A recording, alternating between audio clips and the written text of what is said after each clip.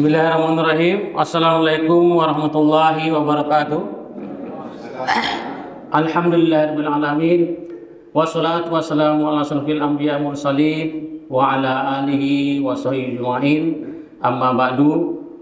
Allahumma shalli ala sayyidina Muhammad wa ala ali sayyidina Muhammad.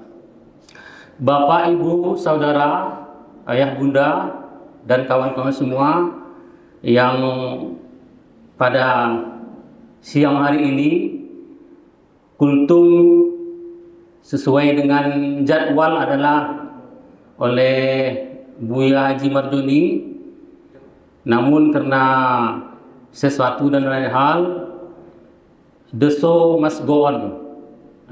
Jadi show harus jalan. Sedangkan sholat kita alhamdulillah bisa kita laksanakan, sholat berjemaah zuhur itu bisa berjalan, yang lain kita harapkan juga bisa berjalan dengan lancar. Jadi tidak ada masalah selagi kita menggantungkan, kita mengaitkan, kita mendekatkan hati kepada Allah, kepada Tuhan, maka kita sebagai pelaksana, manusia ini hanya sebagai pelaksana. Jadi jabatan yang paling tinggi adalah pelaksana, bukan fungsional, bukan struktural, tapi adalah jabatan yang tertinggi itu adalah pelaksana. Rasul adalah pelaksana daripada perintah Allah SWT. Jadi yang sekarang ini jabatannya pelaksana, itu berbanggalah karena adalah jabatan tertinggi. Nabi tertinggi jabatannya pelaksana. Gubernur tertinggi jabatannya pelaksana amanah rakyat. Presiden jabatan tertinggi dilihat oleh manusia, tapi pada hakikatnya dia adalah melaksanakan. Kalau dia tidak amanat dalam melaksanakan jabatannya, maka siapa yang memberikan amanat akan mendapat hukuman. Jadi kita sebagai manusia sama kedudukannya, hanya sebagai pelaksana. Jadi pelaksana ini hebat, dia berlindung di balik yang memerintahkannya melaksanakan ini. Kenapa salah? Saya melindungi, saya memerintahkan, saya hanya melaksana aja. Melaksanakan ini, kenapa APBD-nya tekor? Saya hanya melaksanakan saja. Tapi bagaimana kreativitas dalam mengelola itu, bagaimana? APBN ini kenapa defisit? Saya hanya melaksanakan saja. Itu tanggung jawab saya. Kenapa dipotong ada ya? Kenapa THR yang keluar hanya THR tukil? Kan hanya melaksanakan saja. Kenapa THR gaji kita keluar? Yang melaksanakan karena keadaan seperti itu. Jadi apa yang ada pada kita saat ini itulah yang terbaik dan terbagus. Apa yang ada sekarang saat ini adalah yang terbaik dan terbagus. Jadi kedudukannya sebagai pelaksana bagus, itu yang bagus. Dia sebagai fungsional pertama, itu yang bagus bagi dia. Sebagai fungsional media, itu yang terbagus bagi dia. Sebagai bapak kanwil, Buya Haji, itu yang terbagus bagi dia. Itulah jabatan yang cocok bagi dia sekarang. Jadi apa yang ada di depan kita, laksanakanlah dengan sebaik-baiknya. Itu bagi kita, agar kita tidak merasa kecewa dengan apa yang tidak kita dapat, dan tidak merasa sombong dengan apa yang kita lakukan. Itu adalah prinsip sebagai pelaksana. Sebagai pelaksana, tes haji tak lulus, tes lagi tidak lulus, tes lagi tidak lulus. Jadi Allah kasihan. Tes sampai yang ketujuh baru diluluskan Allah. Itu istimewanya pelaksana. no, nothing. Bukan, mungkin bukan itu ya, bukan cerahnya. Nah, jadi nothing tulus. Jadi kalau kita pelaksana, nothing tulus. Tidak ada yang rugi, tidak ada yang hilang. Nobody to exist, dan tidak ada yang exist. Ini prinsip ini sebenarnya adalah prinsip yang harus ada di dalam hati seorang muslim, supaya dia tidak sombong dengan prestasi yang dilakukannya dan tidak sedih, tidak putus asa yang luput digunakannya. Maka ajaran puasa pada Ramadan ini adalah untuk kita menuju ke sana. Kita menuju ke orang yang bertakwa. Jadi salah satu dari inti orang bertakwa itu, salah satunya tadi adalah menerima apa yang ada sekarang. Itulah apa yang ada sekarang, di sini, sekarang ini, itulah yang terbaik. Nah, jangan pikirkan banyak teori, kenapa yang terjadi dahulu seperti ini. Jangan pikirkan, itu yang terbaik, itu laksanakan. Dilaksanakan perintah, itu laksanakan. Dilaksanakan puasa, itu diperintahkan. Puasa ini perintah, tapi isinya melarang, bukan dilarang, tapi perintah yang unik puasanya. Dia perintah tapi melarang, melepaskan. Melarang apa? Melarang makan. Dia perintah tapi isinya larangan. Melarang minum, melarang berkata kotor, melarang bergibah, melarang menilai orang. Nah, jadi baik dosa yang sengaja maupun tidak sengaja. Apa yang dosa yang tidak sengaja yang tidak bisa kita hindarkan adalah dosa ghibah dan menilai orang. Itu maka kita katakan kita selalu berdosa baik sengaja tidak sengaja. Apa dosa tidak sengaja yang pasti menimpa kita setiap hari adalah dosa ghibah dan dosa menilai orang. Mau tak mau ternilai juga, dilihat orang, ternilai juga orang itu. Padahal maksudnya tidak menilai, tapi ternilai juga. Berbicara-bicara, mau tak mau jatuh juga ghibah, walaupun fakta. Karena ghibah ini level terendah, zero toleran, tidak ada toleransi. Ghibah melihat fakta sudah kena ghibah. Tapi kalau di atasnya tentu tidak harus ghibah. Menganalisis sesuatu berkaitan dengan data seorang jatuh juga ke ghibah, baik secara tidak sengaja. Itu yang pertama. Yang kedua, ajaran takwa itu adalah di dalam Al-Quran dikatakan, surat Al-Imran ayat 133 berbunyi, a'udzubillahi minasyaitonirrajim, wasari'u ila magfiratin mir rabbikum wa jannatin arduha as-samawati wal ard, dan bersegeralah. Jadi wazannya wasari'u wa fa'ilu, ila magfiratin mir rabbikum, kepada ampunan Tuhanmu. Kenapa bersegera? Kita tidak tahu apa yang akan menimpa kita, apakah masih hidup, apakah meninggal, apakah kesalahan tidak sengaja. Ila magfiratin mir rabbikum, kepada ampunan mir rabbikum, kepada Tuhanmu. Jadi minta ampun ini juga mau tidak mau kita harus segera, cepat.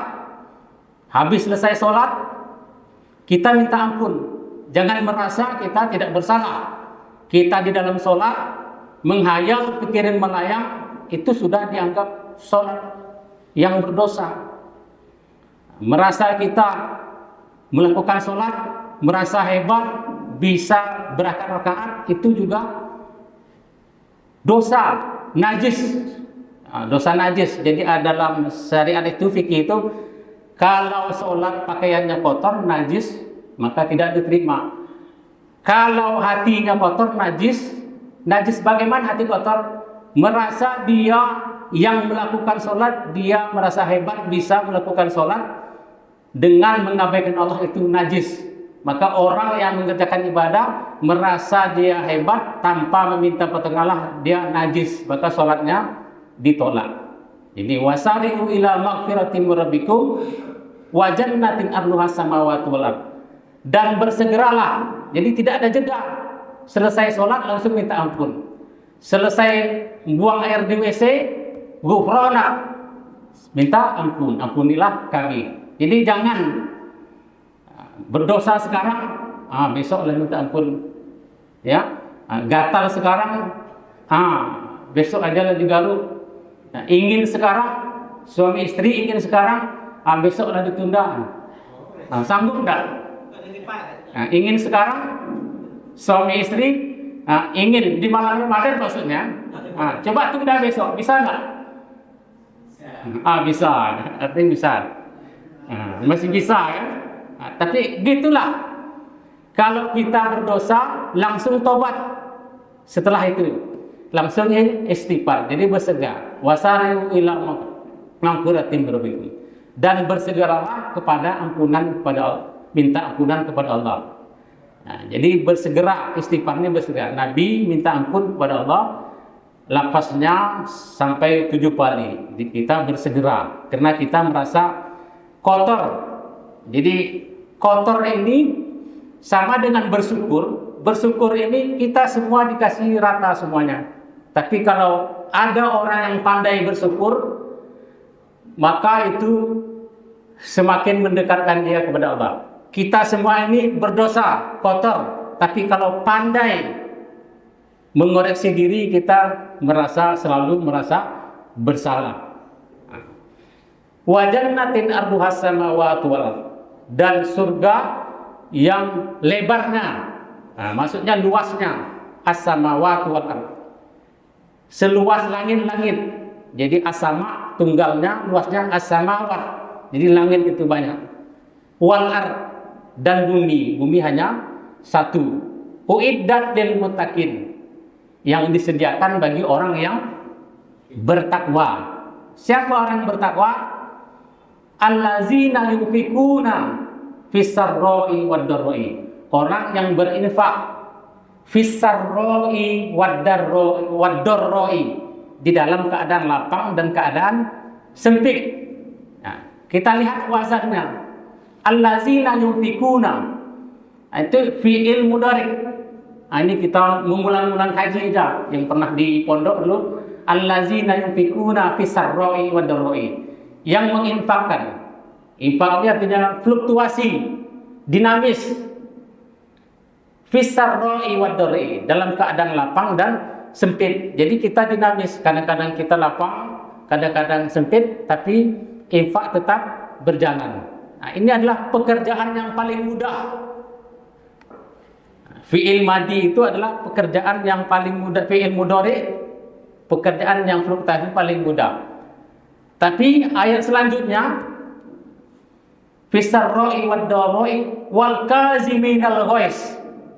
Ini wazannya kalau belajar di bahasa Arab, wal kaziminal ghaiz.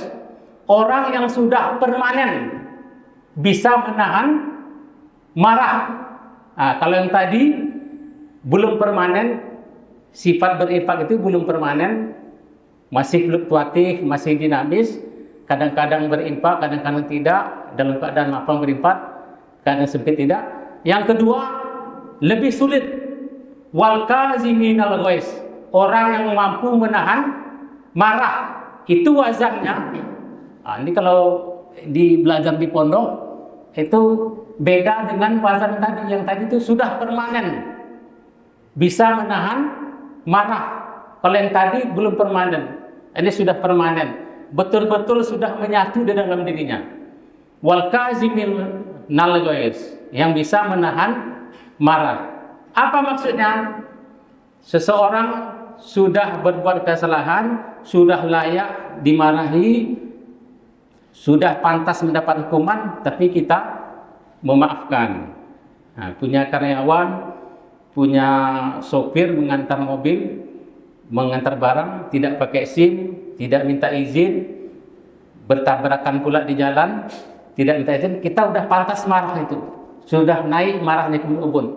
Tapi karena dia sudah permanen memaafkan itu, maka dimaafkan. Dimaafkan aja. Itu usah dipindah, itu usah dimutasi. Kalau perlu dipromosikan.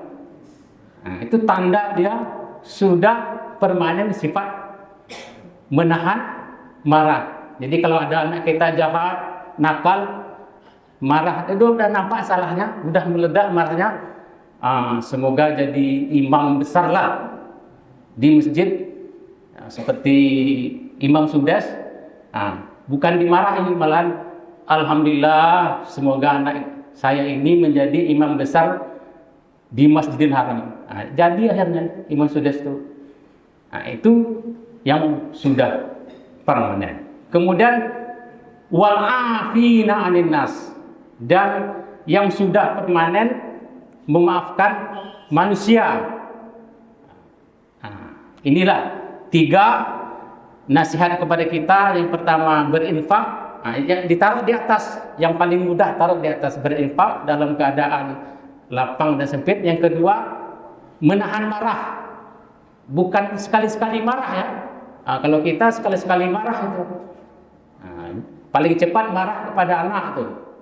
Itu paling cepat marah, sekali-sekali marah tuh. Dengan istri cepat marah tuh. Tapi kalau dengan istri orang ramah dia. Dengan istri cepat marahnya. Yang ketiga adalah menahan marah dan memaafkan.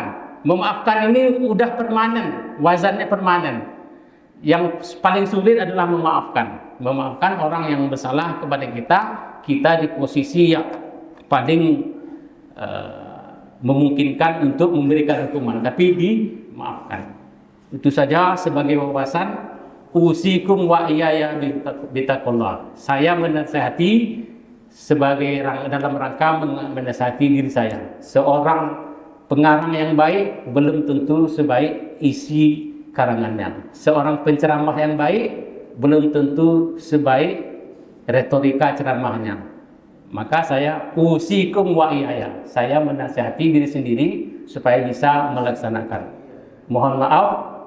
Subhanakallahumma wa bihamdika asyhadu an la ilaha illa anta astaghfiruka wa atubu ilaik. Assalamualaikum warahmatullahi wabarakatuh.